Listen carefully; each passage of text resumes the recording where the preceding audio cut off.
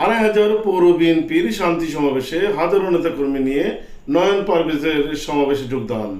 মঞ্জুরুল আলমের তথ্যচিত্রে দেখুন বিস্তারিত। নারায়ণগঞ্জ ২ আসনের ২৫০০ পৌর বিএনপির উদ্যোগে এক শান্তি সমাবেশ আয়োজন করা হয়েছে।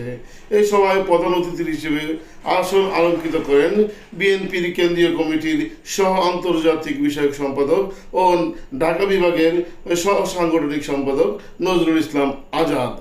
এ সময় তিনি বলেন, ২৫০০ কোনো সন্ত্রাস ও নৈরাজ্য চলবে না। যারা এই দলের নাম ভাঙিয়ে সন্ত্রাসী কর্মকাণ্ড নৈরাজ্য চালাবেন ও মানুষের বাড়িঘর লুট করবেন তাদেরকে আইনের আওতায় আনা হবে ও আমাদের কেন্দ্রীয়ভাবে তাদেরকে দল থেকে বহিষ্কার করার আদেশ দিয়েছেন আমাদের জননেতা তারেক রহমান।